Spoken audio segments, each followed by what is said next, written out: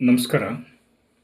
ನನ್ನ ನಮಸ್ಕಾರಗಳನ್ನು ತಿಳಿಸುತ್ತಾ ಇವತ್ತಿನ ಒಂದು ಟಾಪಿಕ್ಕು, ನಾಳೆ ಮಾಡುವ ಕೆಲಸವನ್ನು ಇವತ್ತೇ ಮಾಡಿ ಮುಗಿಸಿ. ಯಾಕೆಂದರೆ ಇವತ್ತಿನ ಬುನಾದಿಯೇ ನಾಳೆಗೆ ನಮಗೆ ಒಳ್ಳೆಯದಾಗುತ್ತದೆ ಅನ್ನುವ ಮಾತನ್ನು ಹೇಳುತ್ತಾ, ನಮಗೆ ವಯಸ್ಸಾಗುತ್ತೆ, ಅದು ನಿಲ್ಲೋದಕ್ಕೆ ಆಗೋದಿಲ್ಲ, ಅದನ್ನು ಹಿಡಿಯೋಕ್ಕೂ ಸಾಧ್ಯ ಇಲ್ಲ. ದಿನಗಳು ಉರುಳುತ್ತವೆ, ಕಳೀತವೆ, ಸೂರ್ಯನು ಮುಳುಗುತ್ತಾನೆ. ನಿತ್ಯವೂ ಸೂರ್ಯೋದಯ, ನಿತ್ಯವೂ ಸೂರ್ಯಾಸ್ತ. ಸಮಯ ಕಳೆದು ಹೋಗುತ್ತಲೇ ಇರುತ್ತದೆ. ದಿನಗಳು ಉರುಳುತ್ತವೆ. ಅದೆಷ್ಟು ದಿನಗಳಿಂದ ನಾವು ಇದನ್ನು ಕಾಣುತ್ತೇವೆ ಎಂಬುದು ನಮಗೆ ಮರೆತೇ ಹೋಗುತ್ತದೆ. ನಮ್ಮ ಗಮನಕ್ಕೆ ಬಾರದ ಬಾಲ್ಯ ಜಾರುತ್ತದೆ, ಪ್ರೌಢಾವಸ್ಥೆ ಜಾರುತ್ತದೆ, ಯೌವನಾವಸ್ಥೆ ಜಾರುತ್ತದೆ. ಆಮೇಲೆ ತಿಳಿಯೋದೇ ಇಲ್ಲ ನಾವು ಹೆಂಗೆ ಟೈಮ್ ಪಾಸ್ ಮಾಡ್ತೀವಿ ಅಂತಂತೇಳಿ. ಟೈಮ್ ಹೋಗುತ್ತೆ ಅನ್ನೋದು, ಕಾಲ ಹೆಂಗೆ ಉರುಳುತ್ತೆ ಅನ್ನೋದು ನಮಗೆ ಗೊತ್ತೇ ಆಗೋದಿಲ್ಲ. ಅದು ತಲೆಗೂದಲುಗಳು ಬೆಳಗಾಗ್ತವೆ, ಮುಖದಲ್ಲಿ ಗೆರೆಗಳು ಮೂಡ್ತವೆ. ನಾವು ನಿವೃತ್ತಿ ಹಂಚಿಗೆ ಬಂದು ನಿವೃತ್ತನೂ ಆಗ್ತೀವಿ, ನಿವೃತ್ತಿನೂ ಪಡಿತೀವಿ. ನಮಗೆ ಆಶ್ಚರ್ಯವಾಗುತ್ತದೆ. ಅದ್ರ ಜೊತೆಗೇ ಅದ್ಯಾವುದೋ ಚಿಂತೆ ಕಾಡ್ತಾ ಇರ್ತದೆ. ವಿಷಾದ, ನೋವು, ಭಯ, ಕಳವಳ ಮನಸ್ಸನ್ನು ಕೊರೆಯಲಾರಂಭಿಸುತ್ತದೆ. ಇವೆಲ್ಲ ನಮ್ಮ ಜೀವನದಲ್ಲಿ ಬಂದು ಹೋಗ್ತಕ್ಕಂಥ ಒಂದು ಸ್ಟೇಜ್ ಅದು. ಅದರಲ್ಲಿ ಎಲ್ಲ ಒಂದು ರೀತಿಯಿಂದ ನಮಗೆ ಬರ್ತಲೇ ಇರ್ತವೆ, ಹೋಗ್ತಲೇ ಇರ್ತವೆ. ಅದನ್ನು ತಪ್ಪಿಸೋಕ್ಕೆ ಅದು ಯಾರಿಂದಲೂ ಸಾಧ್ಯ ಇಲ್ಲ. ಬ್ರಹ್ಮಲಿಖಿತ. ಕಾಲ ಯಾವಾಗಲೂ ನಮಗೆ ಕಾಯ್ತಾ ಇರ್ತದೆ. ನಿಮ್ಮ ಟೈಮ್ ಬಂತು, ನಿಮ್ಮ ಟೈಮ್ ಆಯ್ತು. ಬಾಲ್ಯಾವಸ್ಥೆ ಕಳೀತತೆ. ನಾವು ಹೆಂಗೆ ಡ್ಯೂಟಿ ಮಾಡ್ತೀವಿ ನಮಗೆ ಗೊತ್ತಾಗಲ್ಲ, ನಾವು ಹೆಂಗೆ ನಿವೃತ್ತಿ ಹೊಂತೀವಿ ನಮಗೆ ಗೊತ್ತಾಗಲ್ಲ. ಆ ನಿವೃತ್ತಿ ಜೀವನ ಹೆಂಗೆ ಕಳೀತೀವಿ ಹೋಗ್ತಾ ಡೌನ್ ಅಲ್ವಾ. ಮನುಷ್ಯನ ಜೀವನ ಯಾವಾಗಲೂ ಹಿಂಗೆ ಓಡ್ತಲೇ ಇರ್ತದೆ. ಅವಾಗ ಒಬ್ಬ ಮಹನೀಯರು ಒಂದು ಮಾತು ಹೇಳ್ತಾರೆ. ಅಬರ್ ಕ್ರಾಂತಿ ಅಂತಂತೇಳಿ ಅವರ ಹೆಸರು, ಇಂಗ್ಲೀಷ್ ಕವಿ. ಅವನ ಸಿದ್ಧಾಂತನೂ ಹೌದು. ಆ ಕಾಲ ಹೆಂಗೆ ಉರುಳೋಗುತ್ತೆ. ಈ ದಿನ ನಿಂತಿರುವುದು ನೆನ್ನೆಯ ಹೆಗಲ ಮೇಲೆ. Today stands on the shoulders of yesterday ಎಂಬ ಗಾದೆ ಮಾತು ಇದೆ. ನೆನ್ನೆಯನ್ನು ಮರೆತರೆ ನಾಳೆ ಕಲ್ಪನೆ ಕೂಡ ನಮಗಿರೋದಿಲ್ಲ. ಆ ಭಾವನೆ ಬೆಳಗುವುದೇ ಇಲ್ಲ. ಇತಿಹಾಸ ಮರೆತರೆ ಜನ ಮಣ್ಣಾಗುತ್ತಾರೆ. ಇತಿಹಾಸ ಅರಿಯದ ಜನ ನಿರ್ವೀರ್ಯರಾಗ್ತಾರೆ. ಭೂತದ ಬುನಾದಿಯ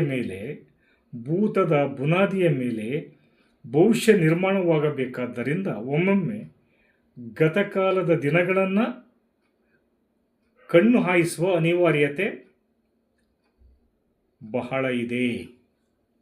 ಇತಿಹಾಸ ಗೊತ್ತಿಲ್ಲದ ಮನುಷ್ಯನಿಗೆ ಅವರು ಉಪಯೋಗನೇ ಇಲ್ದಂಗೆ ಆಗಿಬಿಡ್ತಾರೆ.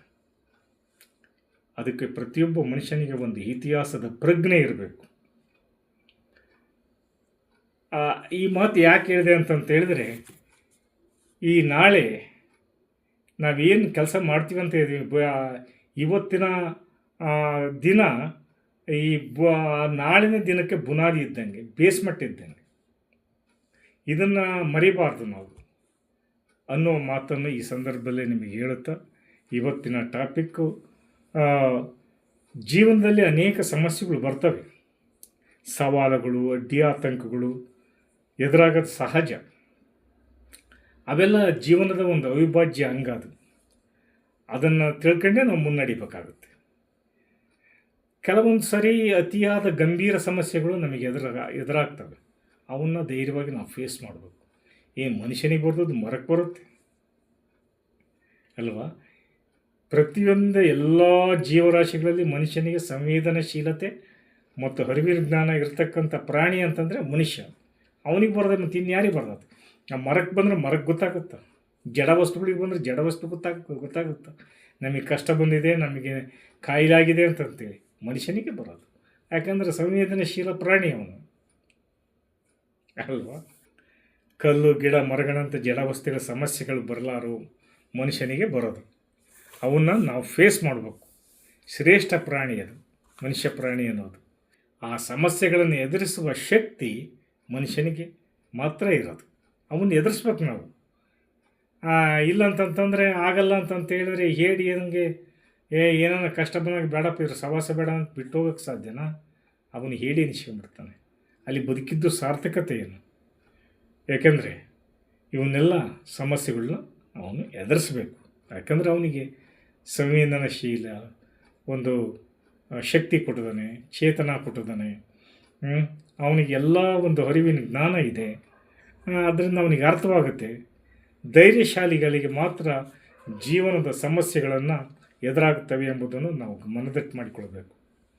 ಸ್ವೀಕರಿಸಿ ಮುಂದೆ ದಿಟ್ಟ ಹೆಜ್ಜೆಯನ್ನು ಇಟ್ಟರೆ ಮಾತ್ರ ಅವನು ಜೀವನದಲ್ಲಿ ಸಫಲತೆಯನ್ನು ಕಾಣಕ್ಕೆ ಸಾಧ್ಯ. ನಾವು ಗತಕಾಲದ ಇತಿಹಾಸ ಪುಟಗಳನ್ನು ತಿರುವಿ ಹಾಕಿದಾಗ ಮಹಾನ್ ವ್ಯಕ್ತಿಗಳು ತಮ್ಮ ಜೀವನದ ಸಾಧನೆಗಳನ್ನು ಸಫಲಗೊಳಿಸಿ ಹೇಗೆ ಅವರೆಲ್ಲ ಜೀವನದ ಸಮಸ್ಯೆ ಎದೆಗುಂದದೆ ಹತಾಶರಾಗದೆ ಅವುಗಳನ್ನು ಫೇಸ್ ಮಾಡಿದ್ದಾರೆ. ಗತಕಾಲದ ಕೈ ಘಟನೆಗಳನ್ನು ಮೆಲುಕಾಗದೆ ಬೆಚ್ಚಿ ಬೀಳುವಂಥ ಅನಗತ್ಯ ಒಂದು ಘಟನೆಗಳು ಚಿಂತೆಯಲ್ಲಿ ಕಾಲಹರಣ ಮಾಡಲಿಲ್ಲ. ಭವಿಷ್ಯದ ಸುಖ ಸ್ವಪ್ನಗಳನ್ನು ಕಾಣಲಿಲ್ಲ. ಮಹಾತ್ಮ ಗಾಂಧೀಜಿಯವರು ನಮಗೆ ತಂದು ಕೊಡಬೇಕಾದ್ರೆ ಇಡೀ ದೇಶವನ್ನೆಲ್ಲ ತಿರುಗಿ ಹಗಲು ರಾತ್ರಿ ಅನ್ನೋದೇ ಏನು ಕಷ್ಟ ಬಿದ್ದಿತ್ತು. ಮಹಾನ್ ವ್ಯಕ್ತಿಗಳು ಮಹಾತ್ಮರಾಗಿದ್ದಾರೆ ಅವರೆಲ್ಲ. ಅವ್ರಿಗೆ ಏನಕ್ಕೆ ಬೇಕಾಗಿತ್ತು? ಮನುಷ್ಯನಲ್ಲಿ ದೃಢ ಸಂಕಲ್ಪ ಬೇಕು, ಒಂದು ಸಂಕಲ್ಪ ಬೇಕು. ನಮ್ಮ ದೇಶ, ನಮ್ಮ ಜನ ಈ ಅಂಧಕಾರದಲ್ಲಿ ಬಿದ್ದು ಸತ್ತೋಗ್ತಾರೆ, ಇನ್ನೊಬ್ಬರ ದಬ್ಬಾಳಿಕೆಯಲ್ಲಿ ಸಿಕ್ಕಿದರೆ ಅವರಿಗೆ ಮುಕ್ತಿ ಕೊಡಿಸ್ಬೇಕು. ಅದಕ್ಕೋಸ್ಕರ ತನ್ನ ಜೀವನವನ್ನು ಪಣವಾಗಿಟ್ಟರು. ಎಷ್ಟೋ ದಿನಗಳ ಕಾಲ ಜೈಲುವಾಸ ಅನುಭವಿಸಿದರು, ಉಪವಾಸ ಸತ್ಯಾಗ್ರಹ ಮಾಡಿದರು ಅಲ್ವಾ ಅಂತ. ಅದಕ್ಕೆ ಮಹಾತ್ಮರಾದರು ಅವರೆಲ್ಲ ಅದಕ್ಕೆ ಜೀವನದಲ್ಲಿ ಅನೇಕ ಸಮಸ್ಯೆಗಳು ಎದುರಾದರೂ ಅವರು ಫೇಸ್ ಮಾಡಿದರು. ಅವರು ಜೀವನವನ್ನು ಸಾಧಿಸಿ ಸಾರ್ಥಕತೆಯನ್ನು ಪಡೆದರು. ಮಹಾತ್ಮ ಗಾಂಧೀಜಿಯವರು ಇನ್ನೂ ಅನೇಕ ಮಹಾನ್ ವ್ಯಕ್ತಿಗಳು. ಮನುಷ್ಯನಿಗೆ ಮಹತ್ವಾಕಾಂಕ್ಷೆ ಇರೋದು ನಿಜ, ತಪ್ಪೇನಲ್ಲ. ಅದು ಒಂದು ಕ್ರಿಯಾಶೀಲತೆಯನ್ನು ಅವಲಂಬಿಸಿಕೊಂಡಿದೆ. ಹೀಗಾಗಿ ಅವರು ಅನೇಕ ಸಮಸ್ಯೆಗಳು ಎದುರಾದರೂ ಅದನ್ನು ಮೆಟ್ಟಿ ಅದನ್ನು ಮುಂದಕ್ಕೆ ಹೋದರು ಅವರೆಲ್ಲ.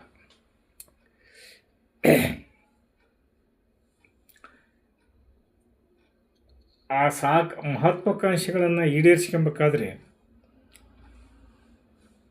ವರ್ತಮಾನ ಕಾಲವೇ ಇಂಪಾರ್ಟೆಂಟು.